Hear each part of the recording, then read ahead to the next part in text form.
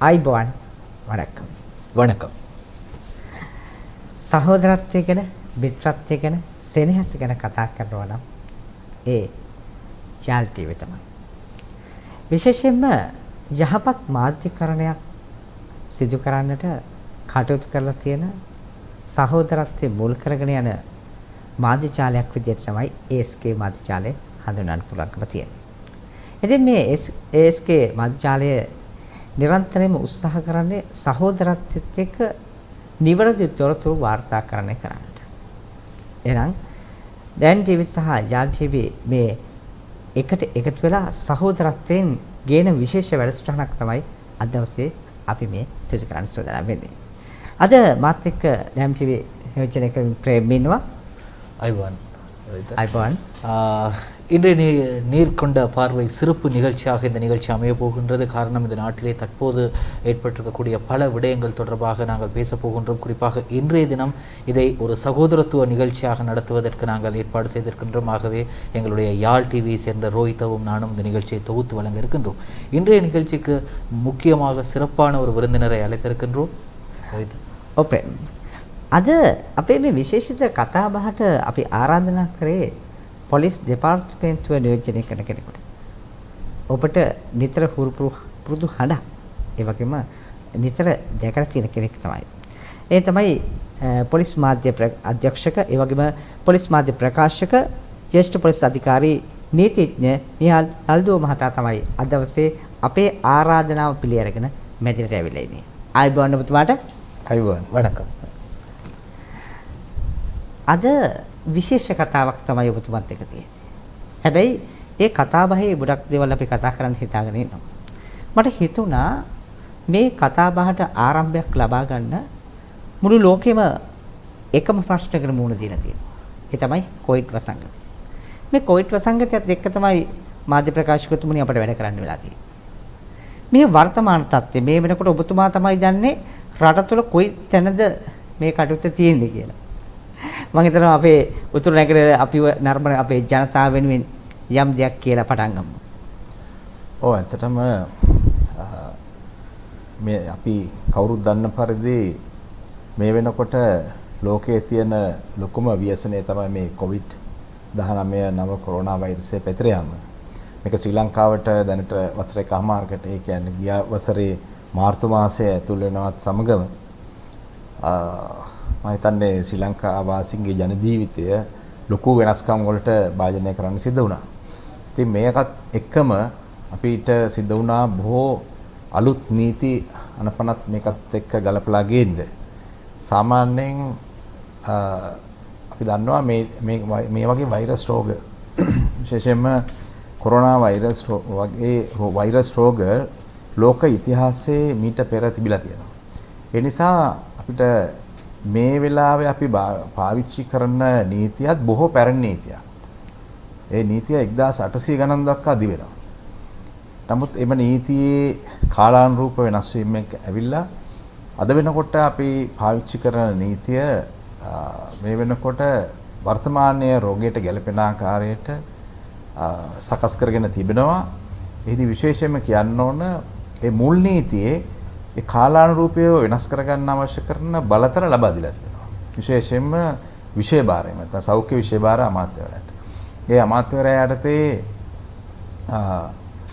අමාත්‍යවරයාට පුළුවන් මෙවැනි රෝගයකදී සෞඛ්‍ය සේවා අධ්‍යක්ෂ ජනරල්වරයා මුළු දිවෙන්ටම බලපාන පරිදි නිසි බලධාරියෙක් විදිහට පත් කරන්න. ඒ වගේම ප්‍රාදේශීය වශයෙන් බලධාරීන් පත් කරන්න පුළුවන්.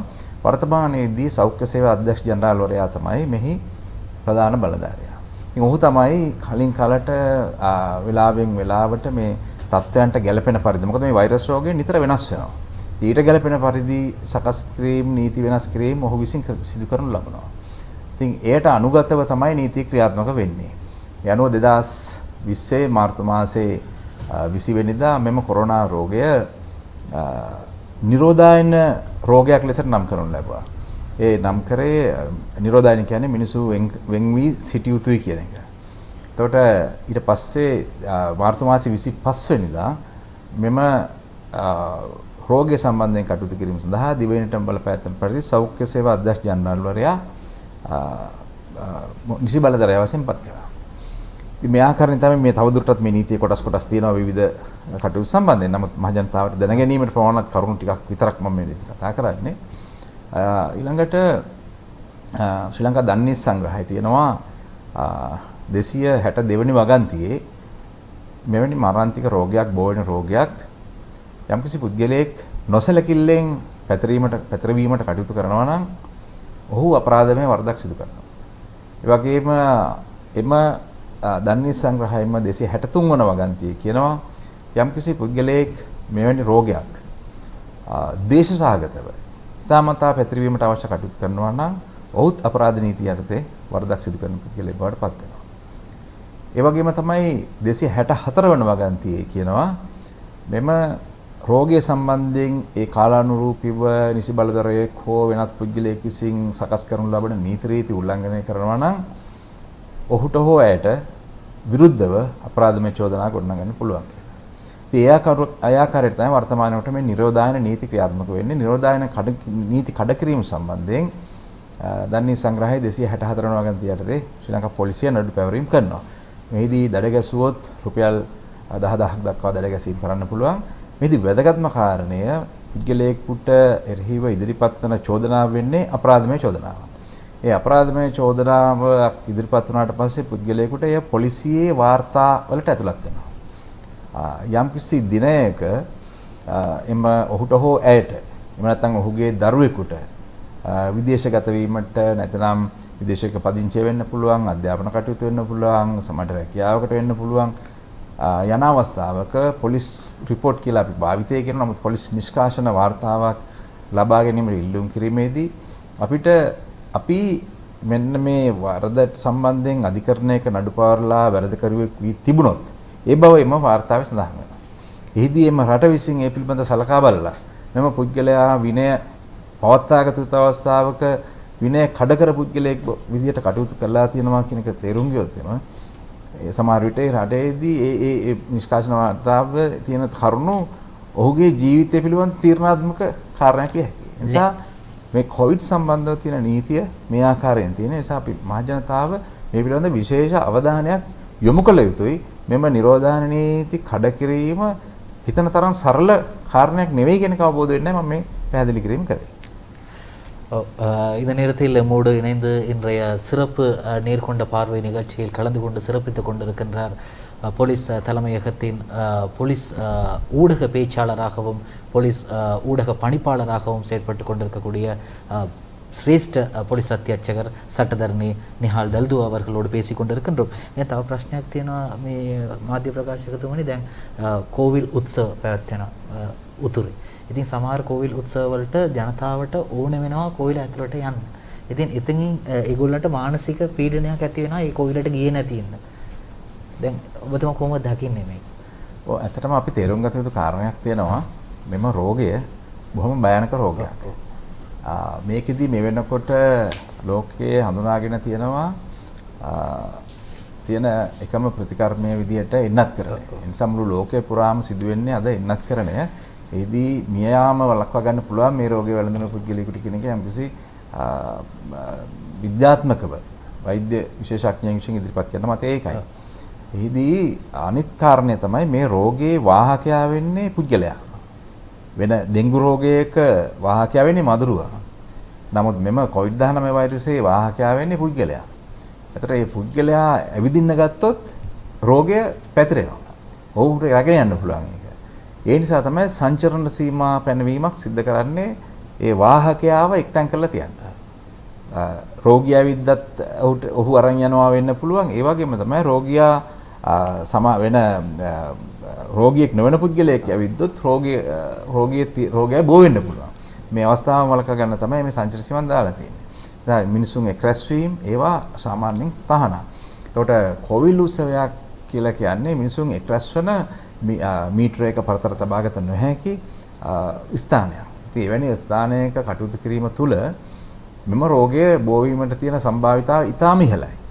ඒ නිසා මෙම අවස්ථාවේදී තමන්ගේ ඇදහිලි කටයුතු යම් කිසි දේවල් තියෙනවා නම් තමන්ගේ නිවසේ සිට ඒවා පිළිබඳව ඒ භක්තිමත්ව කටයුතු කිරීම තමයි සුදුසුම දේ. මොකද තමාගේ ජීවිත ආරක්ෂාව ඉතාම අවශ්‍යයි. මොකද අම්කිසි වන්දනාමානයක් කරන්න හෝ තමාගේ ජීවිතය ආරක්ෂා වෙලා තියෙන්න ඕනනේ. ඒ නිසා දැන් කොවිල් උත්සව පැවැත්වෙන අවස්ථාවල කොවිල් වලට බොහෝ අය පැමිණෙන්න පුළුවන්. ඉතින් එවැනි අවස්ථාවක රෝගය බෝ වෙන්න තියෙන හැකියාව ඉතාම ඉහළයි. ඒ නිසා හොඳම දේ තමයි තමන්ගේ ආගමික කටයුතු මේ දිනවල නිවසේ සිටගෙන නිවසේ ඒ කටයුතු කරගෙන හැකියාව තියෙනවා ඉතාම හොඳයි. අනිත් කාරණය තමයි දැන් නල්ලූර් කොවිල් උත්සවය මේ දවස්වල පැවැත්වෙනවා.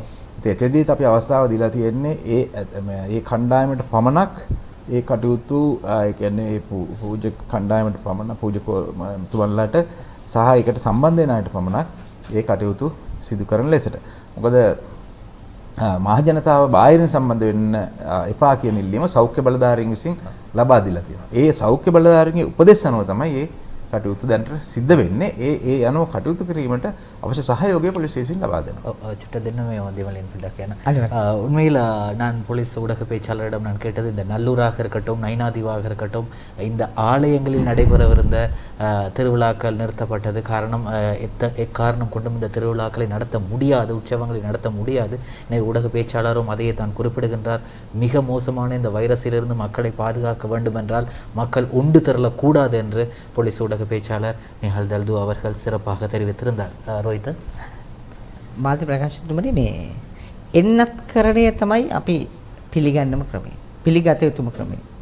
එතකොට මේ එන්නත්කරණය අපි කිව්වක උතුරේ ජනතාවට කියන්නේ පොඩි කතාවක් තියෙනවා මේ ඉන්දියාවත් ටිකක් සමීපයි පහුගිය කාලේ කීප දෙනෙක් ඇවිල්ලා දැනුම් දීලා නැතුව තිබිලා නීතිය ක්‍රියාත්මක වුණා. හැබැයි කරුණු පහදලා දුන්නාට පස්සේ ඒ දේවල් සිද්ධ නොවුණා කියලා තමයි දැනගන්න තියෙන්නේ. ඒක න ඔබතුමා මොකද කියන්නේ? ඔව් ඇත්තටම අප දන්නවා මේ දවස්වල ලෝකේ බොහෝ රටවල් ඔවුන්ගේ ගුවන්තොටුපළවල් වරායවල් තාමත්ම සීමිත කරලා තමයි කටයුතු කරගෙන යන්නේ. ඒ කියන්නේ අත්‍යවශ්‍ය සේවා සඳහා පමණයි. නමුත් අනිත් කාරණා සඳහා වසා දාලා තියෙනවා. ඉතින් ඒට හේතුව තමයි රටවල් අතර සංචරණය තුළ මේක පැතිරෙන්න තියෙන අවස්ථාව. මොකද අපි දන්නවා ලෝකේ පුරා මේක විවිධ වර්ග වලින් තමයි පැතිරුනේ. يعني ඒ ප්‍රදේශ වලට ගියාම මේ වෛරසය වෙනස් වීම තිබුණා. සමහර වෛරස් වර්ග ඊටම භයානක වුණා. දැන් දැනට අපි ලංකාවේ පැතිරෙනවා කියන වෛද්‍ය විශේෂඥයන් විසින් සඳහන් කරන්නේ ඩෙල්ටා වෛරසය පැතිරෙමින් යනවා කියන එක. ඒකට එවැනි අවස්ථාවලදී ඉන්දියාවෙත් අපි දන්නවා විශේෂයෙන් ආරම්භ වුණා මේ ඩෙල්ටා වෛරසය. ඒකට අපිට ආසන්නම රට ඉන්දියාව. බොහෝ වෙලාවට ඉන්දියාවෙන් සමහරලාට විවිධ ජාවාරම් කරුවන් රටට විවිධ පළාත් වලින් ඇතුල් වෙන්න උත්සාහ කරනවා.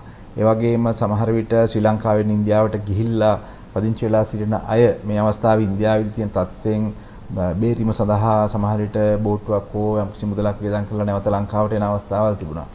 ඒ වගේම තමයි සමහර වෙලාවට දීවරයන් සමහර විට සම්බන්ධතා පවත්වන ඉන්දියන් දීවරයන් සමග එහෙම තත්ත්වයන් ඇති වෙන්න පුළුවන්. ඉතින් මෙවැනි තත්ත්වයන් තුළ මේ රෝගය පැතිරීමට තියෙන අවස්ථාවන් වැඩි. නමුත් අපි මෙම තත්ත්වය පාලනය කිරීම සඳහා විශේෂයෙන්ම මූදේ කටයුතු ශ්‍රී ලංකා නාවික හමුදාව විසින් ඉටු කරනු ලබනවා. වුන් විශේෂයෙන්ම මූදේ ආරක්ෂාව සම්බන්ධව මෙවැනි නීති විරෝධී කටයුතු සම්බන්ධව නීති විරෝධී සංචරණයන් ඒ කියන්නේ ගමනාගමනයන් සම්බන්ධව වුන් දෛනික පරීක්ෂා කිරීම ඔවුන්ගේ මුළු මූදේ කලාපය තුළම සිද්ධ කරනවා. ඔවුන්ගේ අවශ්‍යතාවයන් පරිදි ඔවුන් විසින් ඉල්ලා සිටියහොත් පොලිසිය ඒ සෑම අවස්ථාවකම ඔවුන්ට සහාය දක්වමින් කටයුතු කරනවා. මොකද අත්අඩංගුවට ගැනීම වෙන්න පුළුවන්, පරීක්ෂා කිරීම වෙන්න පුළුවන්, පොලිස් නිලධාරීන් නිතරම ඔවුන් එක්ක සම්බන්ධ වෙනවා. ඒ විතරක් නෙවෙයි විශේෂයෙන්ම බුද්ධි අංශ මේ වෙරළ තීරණ වල ක්‍රියාත්මක වෙමින් නිතර සොයා බැලීම් සිදු කරනවා. ඒ විතරක් නෙවෙයි මේ සාමාන්‍ය ලංකාව පුරාම සිද්ධ වෙන දෙයක් උතුරුනැගින පමණක් නෙවෙයි. නමුත් උතුරුනැගින ප්‍රදේශවලත් ඒ ආකාරයෙන් කටයුතු කරනවා. ඒ පමණක් නෙවෙයි අපි දන්නවා ශ්‍රී ලංකා පොලිසියේ ප්‍රජා පොලිස් ක්‍රමය අපි කාලයක් තිස්සේ පවත්වාගෙන ආවා. දැන් මේ වෙනකොට රජයේ විශේෂ අවධානය යොමු කරලා තියෙනවා මේ ප්‍රජා පොලිස් සංකල්පය තව තවත් වර්ධනය කරන්න. මොකද මහ ජනතාව බොහොම කැමැති ප්‍රසාදයක් තියෙන සංකල්පයක් විදිහට රජයේ මූලික අවධානයත් යොමු වෙලා තියෙනවා. ඒක ඒ නිසා අමාත්‍යාංශයේ යම්කිසි මඟ පෙන්වීමක් යටතේ පොලිස්පතිතුමා විසින් මේ පොලිසිය ඒ සඳහා මෙහෙයවීමක් තියෙනවා. එතකොට මහජන ආරක්ෂක කමිටු දැනට සකස් කළා ඒ සෑම මුදුබඩ ප්‍රදේශවල හැමතැනම තියෙනවා. ඉතින් මේ අය මේ පිළිබඳ ටිකක් විශේෂ අවධානයකින් ඉන්නවා. ඒකට තමන්ගේ ගමට තමන්ගේ ප්‍රදේශයට යම්කිසි ආකාරයකට තර්ජනයක් ඇති වෙනවා නම් ඒ ගම ප්‍රදේශය රැක ගැනීම ඒ ප්‍රදේශයේගේම වගකීමක්. මොකද එහෙම නැති වුණොත් ඒ ගමම තමයි ප්‍රශ්නයකට මුහුණ දෙන්නේ. ඒ අය ඉන්න තරුණයෝ ඒ ප්‍රදේශවල ඉන්න අයම තමයි අපහසුතාවයන් වලට ලක් වෙන්නේ. ඒ නිසා මේ මහජන ආරක්ෂක හමුදුව හරහා ප්‍රජා පොලිස් සම්බන්ධව කටයුතු කරන පොලිස් නිලධාරීන්, බුද්ධ්‍යංශ නිලධාරීන් සෑම කෙනෙක්ම එකතු වෙලා මෙවැනි කටයුතු කරමින් යනවා. ඇත්තටම ඒවයි ලැබෙන තොරතුරු සහ ඒ ක්‍රමවේදයන් තුළ තමයි මේ අපරාධ ප්‍රමාණය. මොකද දැන් බොහෝ වෙලාවට අපි තාමත් මුදේ මේ විවෘත ලංකාව වටේම මුදක් තියෙන රටක් විදිහට දූපතක් විදිහට මේ ආරක්ෂක කටයුතු මේ ආකාරයෙන් පවත්වාගෙන යන්නේ ඒ නිසා. නැත්නම් අපිට බොහෝ වෙලාවට මේ තියෙන මුදේ තියෙන විවෘතභාවයත් එක්ක ගොඩක් නීති විරෝධී දේවල්, වැරදි දේවල් ලංකාව තුළට ඇතුල් වෙන්න පුළුවන්. මොකද ඒ තත්ත්වයන් වැළකීලා මේක සිද්ධ වෙන්නේ මේ ක්‍රියාත්මක කරන ක්‍රමවේදය තුල. ඉතින් මහ ජනතාවගෙන් මම විශේෂයෙන් ඉල්ලා සිටින්නේ උතුරනගර මහ ජනතාවගෙන් මෙම තත්ත්වය පාලනය කර ගැනීම සඳහා. මොකද ඔබට යම්කිසි නීති විරෝධී දෙයක් හෝ යම්කිසි දෙයක් ඒ ප්‍රදේශය තුල දෙන්න නම් ඒ බලපෑම Tamanටමයි ඇති වෙන්නේ, ගමටමයි ඇති වෙන්නේ, රෝගය වේවා වෙන දෙයක් වේවා. නිසා ඔබ බොහොම අවධානයෙන් සිට යම්කිසි අපරාධකාරයෙක් එහෙම නැත්නම් වැරදි සංක්‍රමණිකයෙක් වෙන්න පුළුවන් මේ දේවල් පිළිබඳව අවධානයෙන් සිට විතරම පොලිසිය දැනුවත් කිරීමට කටයුතු කරොත් ඒ පොලිසිය විසින් අවශ්‍ය ක්‍රියාමාර්ග ගැනීම සිදු කළ හැකියි. අපි අද දවසේ කතා කරමින් ඉන්නේ කවුරුන් එක්කද කියලා අප දන්නවා. විශේෂිත වැඩසටහනක්. විශේෂයෙන්ම උතුරු නැගෙනහිර අපේ නරඹන ඒ වගේම යාල් ටීවී සහ MTV දෙකම එකට එකතු වෙලා තමයි මේ වැඩසටහන ගේන්නේ. විශේෂයෙන්ම මතක් කරන්නට හැම දෙනාම දැනගත යුතු ඒ වගේ හැම දෙනා අතරම පිළිපැදිය යුතු දේවල් ගැන තමයි අද මේ වැඩසටහනෙන් අපි කතා කරන්නේ. එහෙනම් ප්‍රේම අපි විරාමයක් ලබාගෙන යලි අපි කතාවට එමු.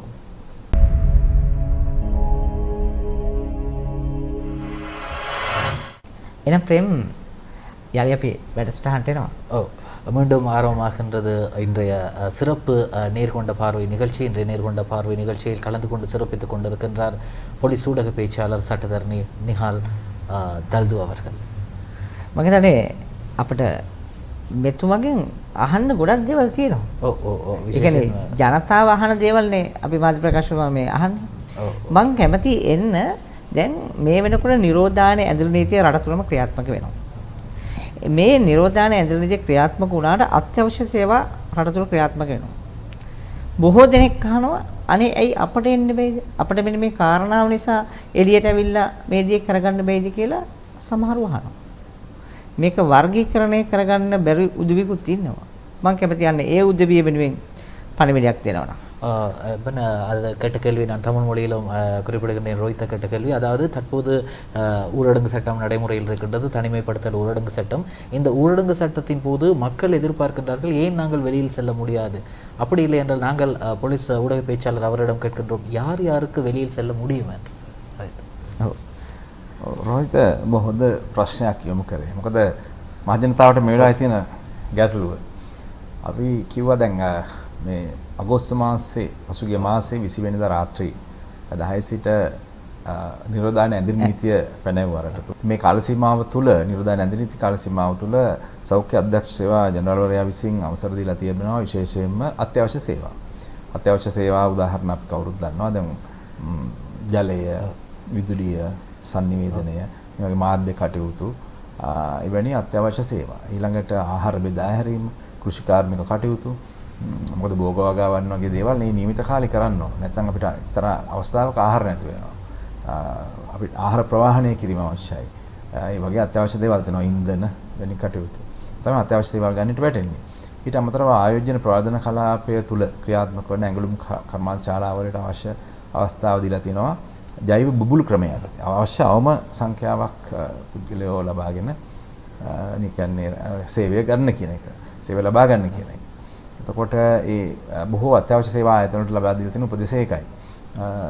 ඒ වගේම කෘෂිකාර්මික කටයුතුත් මේ අවශ්‍ය අවම සේවක සංඛ්‍යාවකින් පවත්වාගෙන යන්න පුළුවන් අවසර තිබෙනවා. මොකද ඒට හේතු බැංකු කටයුතුත් ඒ වගේ.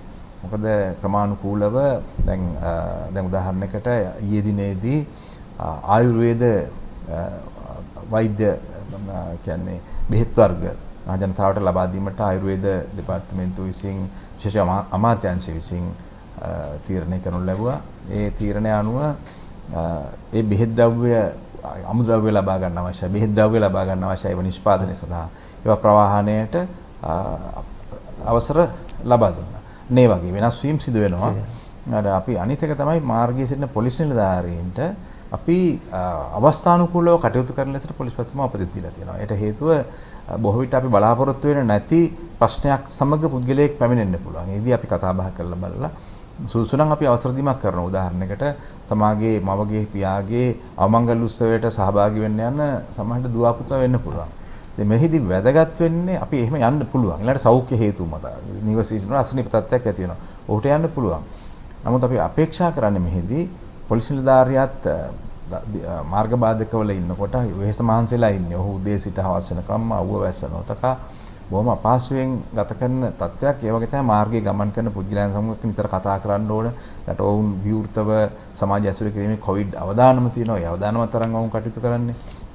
එවැනි අවස්ථාවක යම්කිසි අවසරයක් සඳහා යන්න පැමිණෙන පුද්ගලයෙක් ඉන්නවා නම් ඔහු හොය ඒ කරුණ තමන් ගමන් කරන කරුණ සාධාරණව ඉදිරිපත් කරන්න අවශ්‍ය කරන සාක්ෂි මොනවා හරි තියෙන්න ඕන ඔහු ළඟ. දැන් පෞද්ගලික ආයතනයකට පුළුවන් ලිපියක් නිකුත් කරන්න. මෙන්න මේ අය දැන් ඔබගේ ආයතනය ගත්තොත් අද සියලුම දෙනා කැඳවලා නැහැ. ඒතකොට ඒ කැඳවන අයට මෙන්න මේ අහවල් දිනේ මේ නියමිත දිනේ අපි රාජකාරියට සේවයට කැඳවනවා කියලා ආයතන ප්‍රධානියට ලිපියක් දෙන්න පුළුවන්. ඒතර ඒ ළඟට ඔහුගේ දුරකථන අංකය සඳහන් කරන්න පුළුවන්. එහෙමම පරීක්ෂා කිරීම කරන්න පුළුවන්. ඉතින් මේ කාරණේදී මම තව පොඩ්ඩක් සඳහන් කරන්න අවශ්‍යයි. දැන් සමහර මාධ්‍යවලත් වාර්තා වුණා උතුරු නැගෙනහිර ප්‍රදේශවල වැඩිපුර මේක හුම්කම් දෙන්නේ නැතුව පුද්ගලයන් සංචරණය කරනවා ගමන් කරනවා කියන කාරණේ. ඒකෙන්දී වැදගත් වෙන්නේ මම දන්නවා විශේෂයෙන්ම උතුරු නැගෙනහිර ප්‍රදේශවල තියෙන කෘෂි කාර්මික පසුබිමක් තියෙන්නේ. කෘෂි කර්මාන්තය තියෙන්නේ උතුරු යාපනය ගත්තාත් ඊළඟට නැගෙනහිර ප්‍රදේශය ගත්තාත් ඒ වගේම උතුරු ප්‍රදේශයේ බොහෝ ප්‍රදේශවල තියෙන කෘෂි කාර්මික පරිසරය. අතන කෘෂි කාර්මික කටයුතු සඳහා අවසර දීලා තියෙනවා. මොකද ඔවුන් මුළු රටටම මේ අවශ්‍ය කරන ආහාර ද්‍රව්‍ය සපයන පළාතක් උතුරු නැගෙනහිර කියන්නේ. සහල් වේවා, එළවලු වේවා, වෙන දේවල්, දීවර කටයුතු බොහෝ දේවල් වල නියැලෙන ඊටම හොඳ කෘෂි කර්මාන්තයක ඉන්න ගොවින් පිරිසක් ඉන්න පළාතක්. ඉතින් මේ පළාත්වල තියෙන නිෂ්පාදන ටික නිෂ්පාදන නැත්තම් ලංකාවේම ආහාර වලට බලපාන. ඉතින් ඒ නිසා ඔවුන් බොහෝ වෙලාවට ඒ කටයුතු වල යෙදෙනවා.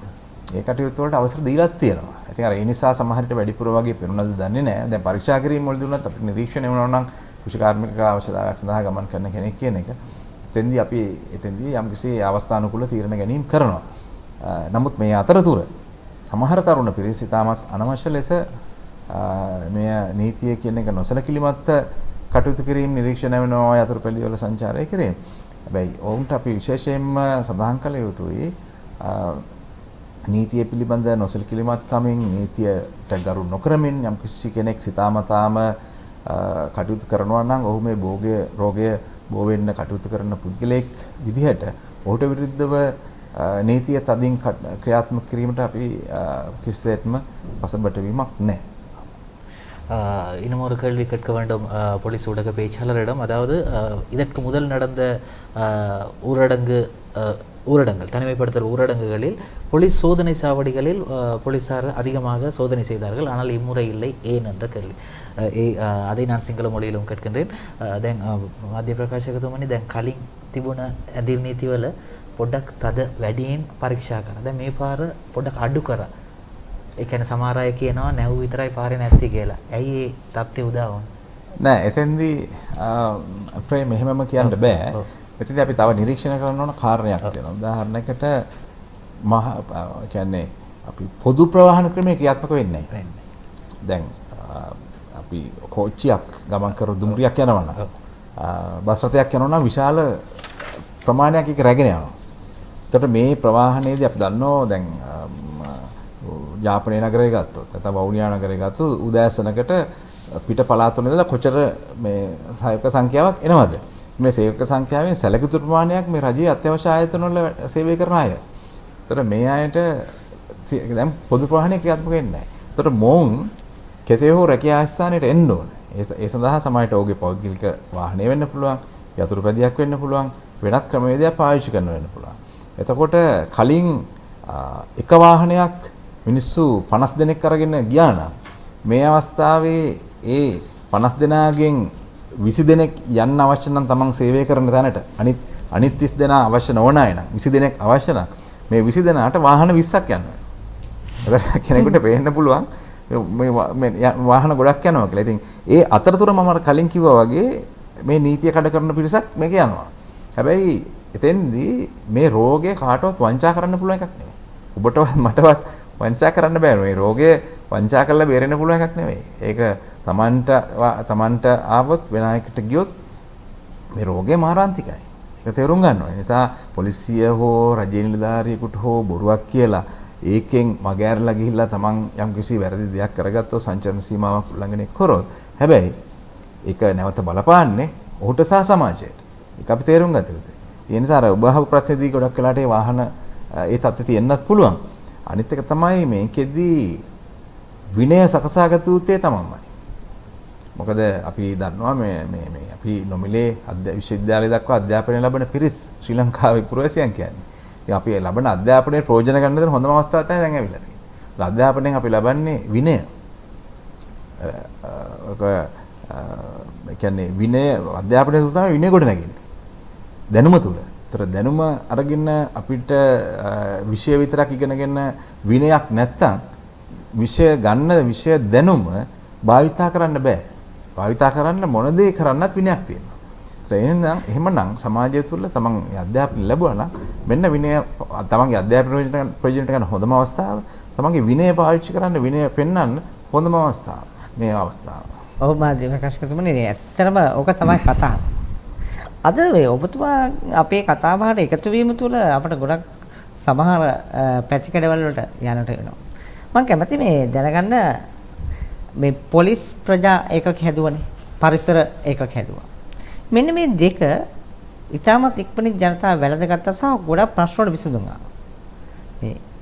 ඒක මේ හැම තැනකටම ප්‍රයෝජනවත් වෙනවා. මම කැමති ඔබතුමාට ඒ අතර මේ ගැන පොඩි අදහසක් දැනගන්න. ඔව් ඇත්තටම අපේ තියෙනවා ශ්‍රී ලංකා පොලිසියේ වෙනම පරිසර කොට්ටාශය කියලා කොට්ටාශයක් ප්‍රජා පොලිස් කොට්ටාශය තියෙනවා. ඒතර මේ හැම පොලිස් කොට්ටාශයකම මේ ප්‍රජා පොලිස් කොට්ටාශයට පරිසර කොට්ටාශයට අනුයුක්ත ඒකක පිහිටවලා තියෙනවා. එතකොට පොලිස් ස්ථානවලත් මේ විෂයන් දෙක සම්බන්ධයෙන් කටයුතු කරන නිලධාරීන් වෙනම ඉන්නවා. ඉතින් මේක තුළ පරිසර කොට්ටාශය කරන්නේ පරිසරයට විරුද්ධව කරන නීති විරෝධී වැඩ සම්බන්ධ අත්අඩංගුවට ගැනීම, මහ ජනතාව දැනුවත් කිරීම, එවැනි කටයුතු පරිසර කොට්ටාශය මගින් කරගෙන යනවා මහ ජනතාව හා සම්බන්ධ වෙලා. ප්‍රජා පොලිස් කොට්ටාශය විසින් කරනු ලබන්නේ බොහෝ වෙලාවට මහ ජනතාවගේ සමග සම්බන්ධ වෙමින් ප්‍රදේශයේ අපරාධ මර්ධනය කරන්නට අවශ්‍ය කරන තොරතුරු sannivedanaya කරගන්නට ඒ විතරක් නෙවෙයි අර මහ ජනතාව අතර සම්බන්ධතාවය පවත්වමින් අපරාධ මර්ධනයට අවශ්‍ය කරන රුකුලක් ලබා ගැනීමට විශේෂයෙන්ම තරුණ පිරිස් නොමග ගියපු තරුණ පිරිස් ඉන්නොනම් ඔවුන් දැනුවත් කිරීම ඊළඟට ඒ දැනුවත් කිරීම තුළින් යම්කිසි අවබෝධයක් ලබා දීම තමයි අපි අදහස් කරන්නේ. ඉතින් ඒක ඒ වගේ මේ ප්‍රජා පොලිස් සංකල්පයත් එක්ක කතා කරනවා. අතන අපිට වෙනම කතා කළ යුතු මාතෘකාවක්. මොකද ඒක ලොකු විශේෂයක් එක්ක අපි යන්නේ. වර්තමානයේ අපි නැවත මේක නවීකරණය කරමින් යනවා. ඒතර මහජන ආරක්ෂක කමිටුව පිහිටුවමින් තව ඉදිරියේදී තවත් මේකේ වෙනස් වීම් සිදු වෙනවා. මොකද ඒ ගමට අපි පොලිස් නිලධාරීන් දෙදෙනෙකු පත් කළා. ඒ ගම් ප්‍රදේශයේ ගම්සේක වසමක් බාරව පත් කළා. ඔවුන් විසින් ඒ ගමේ තියෙන බොහෝ දේවල් සම්බන්ධව කටයුතු කිරීම සිදු කිරීමට කටයුතු කරනවා. එතකොට ඔවුන් ගමේ මහ ජනතාවත් එක්ක නිතර සම්බන්ධ වෙනවා ගමේ තියෙන වැඩවලත් එක්ක. ඒතර පොලිසියත් එක්ක සම්බන්ධතාවය ඍජුව පවත්වා ගන්න ඔවුන්ට හැකියාව ලැබෙනවා මේ ප්‍රජා පොලිස් ක්‍රමයේදී හරහා. විශේෂයෙන් මේ කොවිඩ් අවස්ථාවේ කොවිඩ් මේ වෛරසය පැතිරෙන අවස්ථාවේ ප්‍රජා පොලිස් සේවය විශාල කාර්යභාරයක් කරනවා. ඔවුන් මහ ජනතාව දැනුවත් කරනවා, ප්‍රචාරණ කටයුතු සිදු කරනවා, එන්නත් කරණයට අවශ්‍ය කරන සහයෝගය ලබා දෙනවා. එන්නත් කරණයේදී සමාජ මහ ජනතාව දැනුවත් වීම වගේ කටයුතු සිදු කරන ලබනවා. සමහර වෙලාවට යම් කිසි අපහසුතාවයකටපත් වීම තැන් තියෙනවා නම් අවශ්‍ය කරන උන්ට වෛද්‍ය උපකරණ වෙන්න පුළුවන්. මෑතකදී රෝහල් කීපයකටම ප්‍රජා පොලිස් ඒකකයේ කොටස් සම්බන්ධ වෙලා ඔක්සිජන් මැෂින්ස් ලබා දුන්නා රෝහල් වලට. සමහර විට තමයි දානපතියෝ ඉන්න පුළුවන්. ඔවුන්ගෙන් ඒ අවශ්‍ය දානපතියන් සම්බන්ධීකරණය කළා අවශ්‍ය කටයුතු කරන්න සිදු කළා. ඒ උතුරු නැගෙනහිර පළාත්වලත් ප්‍රජා පොලිස් සේවය අනාගත ඉදිරියේදී වර්ධනය කිරීමට තමයි අපේක්ෂාව. යලිත් විරාමයක් ලබා ගන්න. විරාමෙන් පසු අපි යලි හමු වෙලා කතා කරමු තවත් ඒවා ගැන.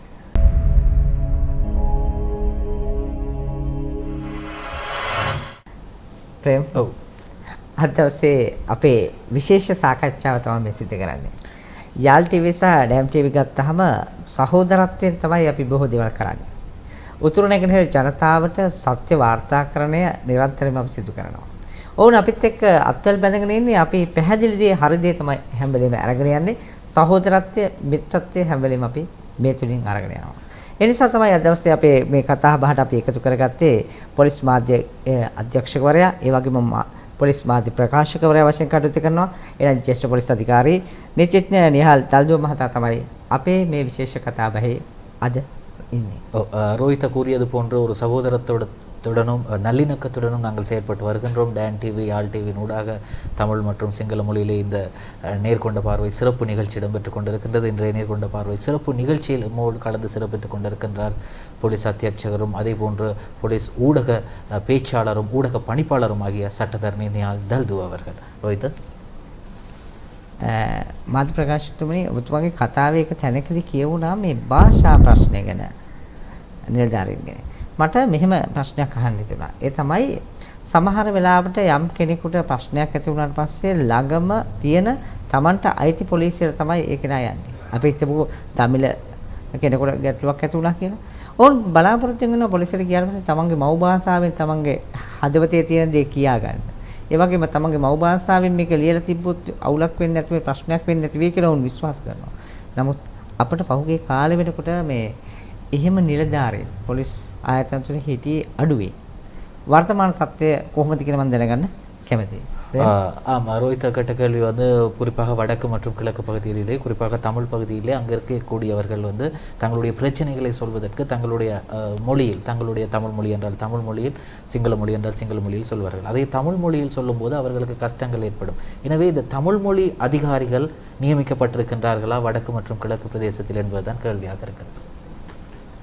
ඔව්, හොඳ ප්‍රශ්නයක් රෝහිත යොමු කරේ. විශේෂයෙන්ම කියන්න ඕන මේක පිළිබඳව ශ්‍රී ලංකා පොලිසියේ සුවිශේෂී අවධානයක් යොමු වෙලා තියෙනවා. එහි ප්‍රතිඵලයක් විදිහට අපගේ තියෙන පුහුණු මධ්‍යස්ථාන, ප්‍රාදේශීය වශයෙන් තියෙන පුහුණු මධ්‍යස්ථාන තියෙනවා. මූලිකවම අපේ කියන්නේ අපේ පොලිස් ඇකඩමිය කියලා අපි කියන්නේ. ඒ වගේම පුහුණු අපේ මූලික පුහුණු පාසල් මේ පොලිස් කොට්ටාශයේ තියෙනවා දැන් පොලිස් අභ්‍යාස විද්‍යාලය. මේ සෑම තැනකම විශේෂයෙන්ම ද්‍රවිඩ භාෂාව සම්බන්ධව පොලිස් නිලධාරීන්ට පාඨමාලා ලබා දීම ආරම්භ කරා. උන්ට උගන්වන්න සමහර වෙලාවට මාස 6 නේවාසික පාඨමාලාවල් පටන් ගත්තා අපි. ඒවයින් දැනට පුහුණු වෙච්ච නිලධාරීන් කොටස් පැමිණලා ඉන්නවා. ඒ වගේම ඊළඟ පියවර විදිහට ශ්‍රී ලංකා පොලිසියට උතුරු නැගෙනහිර ප්‍රදේශ වලින් තරුණ තරුණියන් බඳවා ගැනීමට පියවර ගත්තා. මම අතරම 2019 වර්ෂයේ මම යාපනයේ කොට්ටාශ භාර නිලධාරියා වශයෙන් කටයුතු කරා. ඒ කාල සීමාවෙත් අප බොහෝ දැනුම් දීම් කළා. පොලිස් අපි මහජනතාව දැනුවත් කිරීම කළා. පොලිසියට බඳවා ගන්න කටයුතු කරා බොහෝ ඒ ප්‍රදේශවල ඉන තරුණ තරුණියන්. ඉතින් අපි තවදුරටත් ඉල්ලා සිටින්නේ අපි අයදුම්පත් ඉදිරිපත් කරන අවස්ථාවල ඇවිල්ලා පොලිසියට එකතු වෙන්න. එතකොට අපිට මොකද ඉස්සර බොහොම ප්‍රෞඩ ද්‍රවිඩ පොලිස් නිලධාරීන් හිටියා ශ්‍රී ලංකා පොලිසියේ. තාමත්ම ගුණ යහපත්, ඒ වගේම මේ බොහොම දැනුම තිබෙන, අපිට නම් වශයෙන් කියන්න බෑ මොකද ඔක්කොම හොඳයි. ඔක්කොම හොඳ නිලධාරීන්. ඒ වගේ තමයි හැමදාම පොලිසියේ ගෞරවය වෙනුවෙන් මම මේ වෙලාවට අතරම සිහිපත් කරන්න ඕන. පොලිසියේ ගෞරවය වෙනුවෙන් බොහෝ දේ කරපු DS නිලධාරීන්. අපිට ඒ වගේ නිලධාරීන් අවශ්‍යයි දැන්. ඒ නිසා මම ඉල්ලා සිටිනවා ජනතාවගෙන් අපිට පොලිසියට එකතු වෙන්න කියන කාරණේ. ඒක අවසානයේදී ඔබගේ ජනතාවටම කරන සේවයක් වෙයි. එතකොට මේ ක්‍රම දෙකෙන්ම අපි භාෂාව ප්‍රශ්නේ විසඳනවා. ඒ වගේම ප්‍රජා පොලිස් වල සඳහා සම්බන්ධ කරගන්න නිලධාරීන්ට අපි මේ පුහුණුව අනාගතයේදී ලබා දීලා උන්ටත් යම්කිසි භාෂාව හැකියාවක් ලබා දීලා මේ தත්ත්වය අනාගතයේදී සමනය කර ගැනීමේ ලොකු සැලසුමක් අපි විසින් ක්‍රියාත්මක කරනු ලබනවා. විශේෂයෙන්ම මේ දැනට මම දැන් අද මේ ස්ථානයට පැමිණියෙත් අපිට මට මහජනතාවට මේ උතුරු නැගෙනහිර මහජනතාවට මේ පණිවිඩය, කොවිඩ් සම්බන්ධ පණිවිඩය sannivedanaya කරන්න අවශ්‍යයි. ඔබ කරන ඉල්ලීමට ඇත්තටම මම බොහොම සන්තෝෂෙන් තමයි අද ආවේ. ඒක භාෂාව බාධාවක් නොකර මම කතා කරන භාෂාව ඔබට පරිවර්තනය කරලා ලබා දීමට තියෙන හැකියාව මම දන්නවා. ඒ අනුව මේ පණිවිඩය මහජනතාවට දෙන්නටයි ආවේ. ඒ නිසා අපි කොයිලාවකත් මේක අපිට බාධාවක් නොකර මහ ජනතාව අතරට sannivedana වෙන්න ඕන කියන කාරණේ මම දකිනවා. අපේ ඒ සඳහා සූදානමක් තිබෙනවා. தா பிரச்சனை தேனா சார் அதாவது எங்களுடைய நிஹால் தல்துவா அவர்கள் குறிப்பாக 2019ஆம் ஆண்டு யாழ்ப்பாணத்திற்கு பொறுப்பாக கடமையாற்றியவர் ஒரு சிரேஷ்ட போலீஸ் அத்தியட்சராக யாழ்ப்பாணத்திற்கு பொறுப்பாக இருந்தவர். எனவே தற்போது அவர் போலீஸ் ஊடக பேச்சாளராக மாறி இருக்கின்றார். அப்போது இருந்த ஆவா குழுக்கள், அந்த குழுக்கள், இந்த குழுக்கள், நிறைய குழுக்கள், பாதாள உலக குழுக்கள் 2019இல் இருந்ததா? தற்போது இருந்தது என்றால் எப்படி அவர்களை கைது செய்து சிறையில் அடைப்பது? காரணம் COVID-19 தொற்று, கைதிகளை ஒரே கூட்டில் அடைக்க முடியுமா? இப்படி பல பிரச்சனைகள் இருக்கின்றது. அதை நான் சகோதர සිංහල மொழியிலே ஊடக பேச்சாளரிடம் கேட்கின்றேன். දැන් මාධ්‍ය ප්‍රකාශකතුමනේ ඔබතුමා 2019 වෙනකොට යාපන භාරව කටයුතු කරා. එතකොට ඒ කාලෙත් ඔය කල්ලි අර කල්ලි මේ කල්ලි තිබුණා. දැනුත් තියෙනවා. හැබැයි දැන් පොඩ්ඩක් වැටිපුර ඒගොල්ලන්ගේ චණ්ඩිකම් පෙන්නනවා වගේ අපිට පේන්නේ. මොකද අපේ ප්‍රවෘත්තිවල වාර්තා වෙනවා. දැන් ඒ වගේ අය අත්අඩංගුවට ගත්තාම එක රිමාන්ඩ් බන්ධනාගාරයේ තියන්න වෙනවා. දැන් කොවිඩ් කාලේ. මොකද්ද සිදුවෙන්නේ තත්ත්වය ඒගොල්ලන් පිළිබඳව? අපරාධකරුවන් සම්බන්ධව නීතිය ක්‍රියාත්මක කිරීමේ වෙනසක් සිදු කළා නැහැ. කියන්නේ ඔවුන් සම්බන්ධව නීතිය ඒ ආකාරයෙන්ම ක්‍රියාත්මක වෙනවා. මොකද එහෙම වුණොත් අපිට පාලනය කරගන්න අමාරු වෙනවා. මේ වගේ ඔබ කිව්වා වගේ ගොඩාක් සංවිධාන කියලා කියන්න බෑ. තරුණ පිරිස් එකතු වෙලා යම්කිසි මට හිතනවා මේක යම් මොනවා හෝ නිකන් අර නිකන් අපි අනුගමනය කිරීම කරන්නේ සමහර වෙලාවට චිත්‍රපටයක තියෙන කාරණයක් චිත්‍රපටයක තියෙන කාරණා තරුණ වයසේදී නොයෙක් ආසාවල් ඇති වෙනවා. ඒක හැටි. ඒ දවස්වල අපි ඔය පරණ චිත්‍රපට මට මතකයි 1970 80 කාල සීමාවල් වල චිත්‍රපටවල සමහරු දුම්මැටියක් නළුව දුම්මැටියක් පත්තු කරගෙන ඉන්නවා. ඒතර ඒ කාල සීමාවල් වල මේ දුම්බීම ප්‍රචලිත වුණා. මොකද මහ ජනතාව ඒක දකින්න නළුවෙක් වගේ වෙන්න පුළුවන් එක. ඒ වගේ බොහොම තරුණ කොටස් එවැනි තත්වයකට යොමු වීමක් වගේ මම දකින්නේ. ඒක කිසිසේත්ම මේ සංවිධානාත්මකව මේ කල්ලි කියන නම මාත්‍ර මේ තරුණයන්ට දෙන්න මම කැමති නෑ. ඉතින් එතෙන්දී ගොඩක් වෙලාවට උන්ට සමහර වෙලාවට විදේශීයෙන් ලැබෙන මුදල් තත්ත්වයක් තියෙන්න පුළුවන්. ඔවුන් ඒ නිසා ඒවට යොමු වෙනවද දන්නේ නැහැ. කොහොම හරි මම ඉන්න කාල සීමාවෙම දැකපු දේ තමයි ඔවුන් බොහෝ වෙලාවට මේ සමාජ මාධ්‍ය ජාලා එක්ක ඔවුන් අර යාළුවෝ කණ්ඩායම් හදා ගන්නවා. ගෲප්ස් හදනවා. ගෲප්ස් හදලා ඔවුන් ඊට පස්සේ ඔවුන්ගේ සමාජයට ඔවුන් කාගේ හරි සමාජිකයෝ උපන්දිනේට ඒ කණ්ඩායමේ ඉන්න ඒ වගේ දෙකදී ඔවුන් මුණ ගැහිලා බොහොම ඔවුන්ගේ තියෙන පෞද්ගලික අමනාපයන් වලට අර කණ්ඩායම් ශක්තිය පාවිච්චි කරනවා එවැනි දෙයකට. එහෙම නැතුව ඔවුන් තුර එහෙම සංවිධානාත්මක බවක් එහෙම දෙයක් නැහැ. ඔවුන් සාමාන්‍යයෙන් බොහොම සරලව ආයුධයක් ඔය යම්කිසි තැනකට කරලා සකස් කරගෙන ඒක භාවිතා කරමින් මේ යනවා. ඉතින් ඒක සමහරවිට එක දැනක දෙතනක වුණාට පස්සේ සමහර ඒක අනුගමනය කරන්න කණ්ඩායම් පෙළඹෙනවා වෙන්න පුළුවන්. ඉතින් කොහොම හරි මේ තරුණ පිරිසගෙන් මම ඉල්ලන්නේ ඒක ඔබට ඒක අනාගතයට අර මම කලින් කිව්වා වගේ අපරාධයකට වරදකරුවෙක් වෙන්න එපා. ඔබේ ජීවිතය ඔබගේ ජීවිතය ඔබගේ අනාගතය ඔබගේ දරුවාගේ ජීවිතයත් එතෙන්දී හානිදායක වෙනවා යම් කිසි අපරාධයකට වරදකරුවෙක් වෙලා තිබුණොත්. නිසා Tamanට යම් කිසි මුදලක් ලැබෙනවා නම් ඒක හැමතිස්සෙම ප්‍රයෝජනවත් දෙයකට යොදවා ගන්න. මොකද යතුරුපැදියක් මිලදී අරගෙන ඒකෙන් ඒකට තව වියදම් අවශ්‍යයි ඉන්ධන ලබා ගන්න. ඒකත් අරගෙන එහා මෙහා යාළුවොත් එක්ක යනවට වඩා යම් කිසි තරුණ කාලේ ඔහු ඒකෙන් යම් කිසි ආයෝජනයක් කළා හෝ යම් කිසි ඉපැයීමක් කරගන්න පුළුවන් නම් ඒක අනාගතයේදී තමන්ගේ ජීවිතේ ස්ථාවර වෙන්න වැදගත් වෙයි. නිසා අර එවලට දකින සමහරලාට අර අපි සාටෝප ලෝකයට මුණ දෙන්නේ නැතුව ටිකක් අවබෝධයෙන් මොකද මම දන්නවා උතුරු නැගෙනහිර විශේෂයෙන් යාපනයේ ප්‍රදේශවල තරුණ කොටස් හොඳ පාසල් තියෙනවා. ඒ හොඳ අධ්‍යාපනයක් ලබනවා. ඒ තුල අනිත් එක බොහෝ වෙලාවට වුන් විදේශීය රැකියාවල යොමු වෙලා ඉන්නවා. ඒ තුල මම හිතනවා මේවෙන් ඈත් වෙලා කටයුතු කිරීම තමයි ඉතාම වැදගත්. මොකද තමාගේ ඒ වෙනි කටයුතු තුලින් ඒ මහ ජනතාවම තමයි නැවත අපහසුතාවයටපත් වෙන්නේ. මොකද ඔබ කිව්වා වගේ එහෙම වර්ධනයක් කියන කාරණේ අපි දකින්නේ අර එකම දේ තියෙන අර සමාජ මාධ්‍යාලාවල කණ්ඩායම් හදා ගැනීම සමාජයට වැඩි වෙලා තියෙන්න පුළුවන්. එතකොට ඒගොල්ලන්ගේ අර ක්‍රියාකාරකම් අපි දකින්න වෙන්න පුළුවන් වැඩි වෙලා තියෙනවා වගේ. අර මම අහපු ප්‍රශ්නය මාධ්‍ය ප්‍රකාශය තමයි දැන් ඒගොල්ලන් අත්අඩංගු වලට හරන් බන්ධනාගාරය ගත කිරීම කොහොමද සිදු වෙන්නේ? ඔව් බන්ධනාගාර ගත කිරීම ඇත්තටම ඕන් අත්අඩංගුවට ගත්තොත් අපි බන්ධනාගාර ගත කරනවා. ඒ කියන්නේ එවැනි වැරදි සම්බන්ධව අත්අඩංගුවට ගත්තට පස්සේ ප්‍රහාර දීමන් ඒ වරදට සාපේක්ෂව අපිට බන්ධනාගාර ගත කිරීම වරදක් වෙනවා. අපි බන්ධනාගාර ගත කරනවා. ඒක නැවතීමක් කරන්නේ නැහැ අපරාධකරුවන්ට. ඒ කියන්නේ කොවිඩ් කාලය තුලත් ඒක කොවිඩ් කාලය තුලත් අපි ඒ ආකාරයෙන්ම කටයුතු කරනවා. කොවිඩ් කාලය තුලත් ඒ ආකාරයෙන්ම කටයුතු කරනවා. මොකද මම මේකත් එක්ක තව දෙයක් මතක් කරන්න ඕන මේක අපරාධයක් නොවුනට බොහෝ වෙලාවට නිරපරාධී ජීවිතමය යම් සමහරලාට මට දකින්න පුළුවන් මේ ඔය යාපන ප්‍රදේශෙම වැඩ කරන රාජකාරී කරන අවස්ථාවේ මම දැකලා තියෙනවා. මොකද යාපන ප්‍රදේශයේ හොඳ මාර්ග පද්ධතියක් තියෙනවා. මේ මාර්ග පද්ධතිය බොහෝ යතුරුපැදි විශාල ප්‍රමාණයක් පාවිච්චි වෙනවා. අපි ශ්‍රී ලංකාවේ මාර්ග රියන් තුලින් වැඩි ප්‍රමාණයක් සිද්ධ වෙන්නේ යතුරුපැදි වලින්. ඒක විශාල ප්‍රමාණයක්. ප්‍රතිශතයක් විතර ගත්තොත් 40%ක් විතරම යතුරුපැදි තමයි මූලිකව සිද්ධ වෙන්නේ. පසුගිය දිනකත් මට මතකයි පුලියන්කුලෙන් ප්‍රදේශයේදී අධික වේගයෙන් A9 මාර්ගයේ ගමන් කරන ලද යතුරුපැදියක් මාර්ගයේ ලිසා යාම නිසා යතුරුපැදිකරු මාර්ගයට විසිව ආවා. පිටිපසින් පැදී යතුරුපැදියේ මොහු හැපුණා. හැපුණාට පස්සේ දෙදෙනාටම තුවාල වුණා.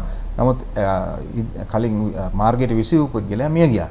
ඉතින් මේ අධික වේගය ඒ නිසා මෙවැනි තමන්ගේ ජීවිත බොහෝ වෙලාවට ඒ කියන්නේ මම කිව්වේ අර තරුණ කාලය තුල ඒ දැනෙන හැඟීම් පාලනය කරගත යුතුයි. අධ්‍යාපනයක් ලබන තරුණයන් විදිහට ඒ එහෙම පාලනය නොකරගත්තොත් තමන්ගේ ජීවිත එකක් මේ කොවිඩ් වසංගතය හරහා නැති වෙන්න පුළුවන්. ඒ වගේම මේ වගේ නොසලකිලිමත් ක්‍රියා නිසා සිදු වෙන්න පුළුවන්. තමන්ගේ ජීවිතය පමණක් නෙවෙයි කිසිම වරදක් නොකරන අන් අයගේ ජීවිතයටත් හානි සිදු වෙන්න පුළුවන්. ඒ නිසා විශේෂයෙන්ම මම ඉල්ලා සිටිනවා විශේෂයෙන්ම යතුරුපැදි පාවිච්චි කරන බොහෝ මේ යතුරුපැදි පාවිච්චි කරන අපේ ජනතාවගෙන් මාර්ග පද්ධතිය හොඳට තිබුණාට මාර්ගය දැන් මේ නිරෝධායන ඇඳින කාල සීමාව තුළ මාර්ගය බොහොම විවෘතයි. වේගෙන් යන්න පුළුවන්. නමුත් එහෙම නෙවෙයි. තමන්ගේ සංයමය පවත්වා ගන්න නැත්නම් ඔබට අනුතරක් සිදු වෙච්ච වෙලාවට තමයි දැනෙයි. ඇයි මම මෙච්චර වේගෙන් ගියේ? හරි අපරාධයක් නේද උනේ? මොකද සදාකාලික ඇඳක් උඩ ඉන්න සිද්ධ වුණොත් අනුතරක් නිසා. ඔහුට එදාට දැනේ මම මොනවද මේ කරේ කියලා. ඉතින් මේ වේදනාව ජීවිතයට ගන්න එපා කියන එක මම තරුණයෙක්ගෙන් ඉල්ලනවා. මම හිතන්නේ මේ මම කෙටි උත්තරයක් බලාපොරොත්තු වෙන්න ඔබතුමාගෙන් මේ ආකල්ප මේ වෙනසක් කරන්න ඕන කාලයක් නේද මේ තියෙන්නේ මේ මොනවද ඒ කතා කරත් තරුණයන් තුල පොඩි වෙනසකට භාජනය වෙන්න ඕනේ අදහස්. ඔබ හරි. මොකද ඇත්තටම අපි ශ්‍රී ලංකා පොලිසිය විදිහට මහ ජනතාවට සමීප වෙන්න අපි ඉදිරියේදී මේ කටයුතු කරන්නේ ඒක තමයි. දැන් ඒක උතුරු නැගෙනහිර ප්‍රදේශයේත් අපි බලාපොරොත්තු වෙනවා මේ බොහෝ වෙලාවට දැන් පොලිස් ස්ථානයක් ගත්තොත් අපිට තියෙන ග්‍රාම සේවක වසම් ප්‍රමාණය ජනගහන ප්‍රමාණය වැඩි. ඒ වැඩි නිසා අපි මහ ජනතාවට ගොඩක් සමීප වෙලා කටයුතු කිරීමේ සැලසුමක් විශේෂයෙන්ම රජයේ ප්‍රතිපත්තිත් එක්ක ක්‍රියාත්මක වෙනවා. එහිදී ප්‍රජා පොලිස්කරණයත් ඒ වගේ දෙයක්. ඒ නිසා උතුරු නැගෙනහිර අපි අලුතෙන් පොලිස් ස්ථාන ආරම්භ කරනවා. අලුතෙන් පොලිස් ස්ථාන ආරම්භ මේ වෙන විට 63ක් පමණ ආරම්භ කරලා තියෙනවා මේ මෑත කාලේ. එයින් 10ක් පමණ විවෘත කරලා තියෙන උතුරු නැගෙනහිර ප්‍රදේශවල. විශේෂයෙන්ම ඔය මුලතිව් අම්පාර වගේ ප්‍රදේශවල මන්නාරම් ප්‍රදේශවල මේ ප්‍රදේශවල පොලිස් ස්ථාන විවෘත කරනවා. විවෘත කරන්නේ අඩු ග්‍රාම සේවක වසම් ප්‍රමාණයක් පොලිස් සස්මකට ඇතුල් කරගෙන ඉන්පසු ඒ මහ ජනතාවට ඉක්මනින් සමීප වෙන. ඒ කියන්නේ යම්කිසි අවශ්‍යතාවයක් තියෙනවා නම් හැකි ඉක්මනින් ඒ අවශ්‍යතාවය සඳහා පෙනී හිටපයි බලාපොරොත්තු. සමහරවිට නැත්තම් පොලිස් ස්ථානයට ගමන් කරන්න තියෙන දුර ප්‍රමාණය වැඩි වෙන්න පුළුවන්. නිලධාරීන් අඩුවක් වෙන්න පුළුවන්. මොකද මෙහිදී අපි අපේක්ෂා කරන්නේ ඉක්මනින්ම මහ ජනතාව සමීප වෙන්න. ඉතින් මේ සමීප වීම තුළ අපි අපේක්ෂා කරන්නේ ඔබ අහපු මේ ප්‍රශ්නය. මොකක්ද පොලිසිය මහ ජනතාවත් එක්ක සම්බන්ධ වෙලා මේ පිරිස් යම්කිසි වැරදි ආකල්පවල වැරදි මතවාදවල ඉන්න යම්කිසි පිරිස් ඉන්නවා නම් ප්‍රජා පොලිස් ක්‍රියා හරහා නැත්නම් මහ ජනතාවට වැඩිපුර සමීප වීමේ ක්‍රමවේද හරහා ඔවුන් උන්ගේ මේ ආකල්පය මේ වෙනස ඒක කියන්නේ ආකල්පය මේ වෙනස් වෙන්න ඕන ධනාත්මකවයි. ධනාත්මක වෙනස් වීමේ අවසාන ප්‍රතිඵලය වෙන්න ඕන මේ අද ඉපදෙන දරුවා නැත්නම් අපේ ඉන්න තරුණයා ඔහුගේ දායකත්වය තියෙන්න ඕන හැමතිස්සෙම රටේ ප්‍රගමණයට. රටේ අනාගත ප්‍රගමණයට. ඒ කියන්නේ ඉස්සර අපි දන්නවා අපේ හිටපු අග්‍රාමාත්‍ය SWRD බණ්ඩාරනායක මහත්මයා කියලා තිනවා මිනිසාගේ පරම යුතුයකම මිනිසාට සේවය කිරීමයි කියලා. ඒක තමයි පරම යුතුයකම වෙන්නේ අපි. ඒතර අපේ හැම දෙයක්ම අපේ ආකල්පමය වෙනස් ඇති වෙන යුත්තේ රටට සමාජයට තමන් ඉපදුණු ප්‍රදේශයට ගමට සේවය කරන කියන ආකල්පය. ඒ කියන්නේ පරාර්ථකාමී දිශාවට තමයි අපේ මේ ආකල්පය වෙනස සිද්ධ වෙන්න ඕන. ඒතර එහෙම සිද්ධ වෙනකොට ඒ තමා කර හැකියාව කරන ශේෂ්ත්‍ර වෙන්න පුළුවන් වෙන ශේෂ්ත්‍රයක් වෙන්න පුළුවන්. මේ සෑම දෙයක්ම ආවරණය විය යුත්තේ මෙන්න මේ කියන ආකල්පයේ වෙනස සිදු විය යුත්තේ මෙන්න මේ ධනාත්මක විය යුත්තේ අවසාන වශයෙන් රටේ ප්‍රගමණයට රටේ දියුණුවට රටේ ස්ථාවරභාවයට කියන කාරණේ සඳහන් කරන්න ඕනේ. එතකොට පොලිසිය විසින් විදිහට මම ඉල්ලා සිටින්නේ විශේෂයෙන් මේ කොවිඩ් කාල සීමාව තුළ ඔබගේ විනය පවත්වාගෙන ඔබ වාහකයෙක් නොවේ, ඔබ රෝගය ලබා ගන්න පුද්ගලයෙක් නොවේ, රෝගය රැගෙන යන පුද්ගලයෙක් නොවේ, විනය පවත්වාගමින් සංචරණ සීමා පවත්වාගමින් ගනිමින් නිරෝධායන නීති, නිරෝධායන ඇඳිරි නීතියන්ට උල්ලංඝනය නොකර හොඳ පුරවැසියන් විදියට කටයුතු කිරීම තමයි මම ශ්‍රී ලංකා පොලිසිය විදියට මේ උතුරු නැගෙනහිර ජනතාවගෙන් තාම ආදරෙන් ඉල්ලා සිටින්නේ. ඔබට අවසරය තියෙන කෘෂිකාර්මික කටයුතු සහ අත්‍යවශ්‍ය වලෙදෙන් ඒව යෙදෙමින් කටයුතු කරන්න කියන එක තමයි මගේ ඉල්ලීම විශේෂයෙන්ම තියෙන්නේ. අද අපේ වැඩසටහනේ විශේෂිත කෙනෙක් එක්කයි අපි ඉන්නේ. ඒ තමයි පොලිස් මාධ්‍ය අධ්‍යක්ෂකවරයා, ඒ වගේම පොලිස් මාධ්‍ය ප්‍රකාශකවරයා වශයෙන් කටයුතු කරන එතුමා, ඒ තමයි ජ්‍යෙෂ්ඨ පොලිස් අධිකාරී නිහාල් තල්දුව මහතා නීතිඥවරයෙක් වශයෙන් තමයි මේ ශාස්ත්‍රය අපිව ආවරණය කරන්නේ. ඒ වගේම හැම දවසකම එතුමා මේ රට වෙනුවෙන් ගන්න තීන්දුව පොලිසිය නියෝජනය කිරීමේ පොලිස් දෙපාර්තමේන්තුව නියෝජනය කළා. ඔහු තමයි මාධ්‍යට ප්‍රකාශනය සිදු කරන්නේ. ඉතින් ප්‍රේම අපි මතක් කරන්නට ඕන මේ තවත් කාරණාවක්. ඒ තමයි ඒ හැම දෙයක් මෙහෙම සිදු වෙනකොට උතුරු නැගෙනහිර අපේ ජනතාවට අපි බොහෝ තොරතුරු අරගෙන යනකොට මේ කණ්ඩායම වෙනුවෙන් විශේෂිතම හැම දවසකම ප්‍රකාශයක් ලබා දීමට මාධ්‍ය ප්‍රකාශකවරයා කටයුතු කරනවා. ඒක මම හිතන්නේ ඒක ලොකු භාග්‍යයක්. ඉතින් එතුමාට අපි මේක අවස්ථාවක් කරගත යුතු වෙනවා.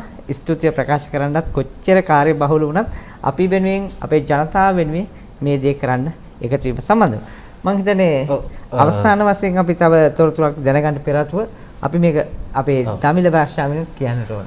இன்றைய சிறப்பு நேர்கொண்ட பார்வை நிகழ்ச்சியில் கலந்து கொண்டு சிறப்பித்துக் கொண்டிருக்கின்றார் போலீஸ் ஊடக பேச்சாளரும் போலீஸ் ஊடக பணிப்பாளரும் ஆகிய சட்டத்தரணி நிஹால் தல்து அவர்கள் சிரேஷ்ட போலீஸ் அத்தியட்சகராக இருக்கின்றார். இந்த நேரத்தில் தினமும் எல்லா ஊடகங்களுக்கும் அவர் போலீஸ் அறிக்கையை வழங்கி வருகின்றார். அதற்கு முதல் நாள் நடந்த போலீஸ் விடயங்கள், போலீஸ் செய்திகள் போன்ற விடயங்களை வழங்கி வரும் அதே நேரத்தில் குறிப்பாக டான் நியூஸ் மற்றும் யாழ் டிவியை சேர்ந்த எமது செய்தி குடும்பத்துக்காக அவர் தனியாக எங்களுக்கு காணொளிகளை தந்து வழங்குகின்றார். இந்த வடக்கு மற்றும் கிழக்கு பகுதிகளில் நடக்கும் விசேட செய்திகளை அவர் எமக்கு தந்து வருகிறார். எனவே இந்த நேரத்தில் அவருக்கு எமது நன்றிகளை தெரிவித்துக் கொண்டு இறுதியாக அவர் எமது நாட்டு மக்களுக்கு கூற வரும் விடயங்களையும் நாங்கள் கேட்கின்றோம். ඔබතුමාට අවසන් වශයෙන් දෙයක් කියලා නම් මේ වැඩසටහනට කියන්න පුළුවන් අපේ ජනතාවට. අවසන් වශයෙන් ඇත්තටම මම ඔබගේ මේ රූප ASK මාධ්‍ය ජාලයට මම ස්තුතිවන්ත විය යුතුයි. ඒට හේතුව ඔබ විශාල කාර්යභාරයක් උතුරු නැගෙනහිර ජනතාව වෙනුවෙන් උන්ට පණිවිඩ ලබා දෙන වාහකයෙක් විදිහට කටයුතු කරනවා. ඉතින් ඒ සඳහා මට ආරාධනය කිරීම සම්බන්ධයෙන් මම පෙර වගේම ස්තුති කළ යුතුයි. ඒ වගේම මම තීරණය කරා උතුරු නැගෙනහිර ප්‍රදේශවල ජනතාව දැනුවත් කරන්නට අවශ්‍ය කරන යම්කිසි පණිවිඩයක් තියෙනවා නම් ඕනෑම වෙලාවක ලබා දීමට. සමහරවිට දෛනිකව තියෙන කාර්යභාරයක් බොහෝ වෙලාවට අපහසු වුණත් මම හැකි සෑම අවස්ථාවකම ඒ සඳහා උපරිම සහයෝගය දක්වනවා. මම ඒ සඳහා කැපෙලා මම මේ කාර්ය කරන්න ඉදිරිපත් වෙනවා. ඔබට ඕන වෙලාවක ඔබගේ ආයතනයට අවශ්‍ය යම්කිසි පණිවිඩයක් තොරතුරක් මහ ජනතාවට දෙන්න අවශ්‍ය නම් පොලිස් මාධ්‍ය ප්‍රකාශකවරයා විදිහට පොලිසියේ විෂය කාරණාවලට සම්බන්ධව මගෙන් විමසීම් කරන්න. ඒකට මම කොසේ හෝ කාලය හොයාගෙන එය ලබා දීම කරනවා. මොකද මේ ජනතාවට ඒ කොටස ලබා දිය යුතුයි කියන කාරණය. ඒ වගේම මම ඇත්තටම යාපනය කොට්ටාශ භාර නිලධාරියා ලෙස කටයුතු කරපු නිසා මට විශේෂයෙන් මේ ප්‍රදේශ ගැන ඒ ජනතාවගේ හැසිරීම ගැන මට අවබෝධයක් තිබෙනවා. ඒ නිසා මම හිතනවා මට කරුණු කාරණා ඉදිරිපත් කිරීමේදීත් මට ප්‍රයෝජනක් වෙයි කියලා. ඉතින් මම අවසාන වශයෙන් කියන්න තියෙන්නේ ඔබ මෙම කොවිඩ් මේ වසංගතයේ පැතිරී යන කාල සීමාව තුළ ඊටාම සංයමයෙන් කටයුතු කළ යුතු කාල සීමාවක් මම අර පෙර සඳහන් කළා වගේ එසේ නොවුනහොත් මෙම රෝගය පෙරලා නැවත ඔබ වෙතම එනවා. එතකොට අපි දන්නවා දැන් මේ නිරෝධායන සංචරණ සීමාවන් පනවා තිබෙන කාල සීමාව තුළ අපි උපරිම වශයෙන් ඒ සඳහා කැපවීමෙන් කටයුතු නොකළහොත් මෙම තත්ත්වයන් තව තවත් අපිට ඒ කියන්නේ මෙම ඇදහිලි තත්ත්වයන් එක්ක ජීවත් වෙන එක ටිකක් අපහසු තත්ත්වයක් හැමෝටම දෛනික කටයුතු වල විශාල වශයෙන් බාධා එල්ලනවා.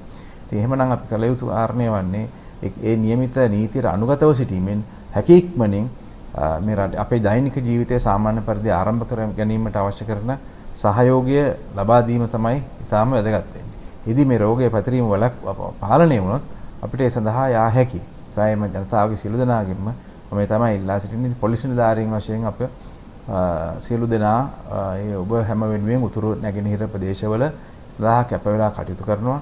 දැනටත් අපි විශේෂ අවධානය යොමු කළා වෙන කියන්නේ විශේෂයෙන්ම භාෂා හැකියාවන් තියෙන නිලධාරීන් අපි මේ ප්‍රදේශවලට ස්ථාන මාරුවීම් ලබා දෙමින් තත්ත්වය වැඩි දියුණු කරමින් යනවා. ඉතින් ඔබගේ අවශ්‍ය සහයෝගය අපිට තවදුරටත් ලබා දෙන්න කියන එක ඉල්ලා සිටිනවා.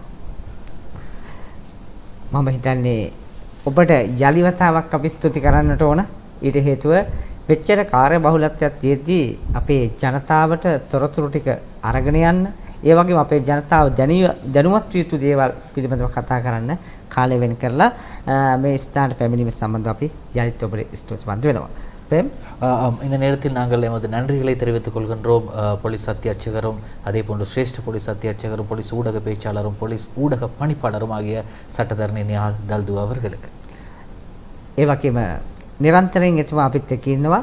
ඔබ වෙනුවෙන් තවත් බොහෝ දේවල් ඉදිරියේදී කතා කරන්න අපි බලාපොරොත්තු වෙමින් ඉන්නවා කියලා යාල් ටීවී සහ ඩෑම් ටීවී නරඹන අපේ හිතවතුන්ට මතක් කරමින්ම වැඩසටහන නිමාවටපත් කරන්නටයි සූදානම්. එහෙනම් ඔබට ආයුබෝවන්. வணக்கம்.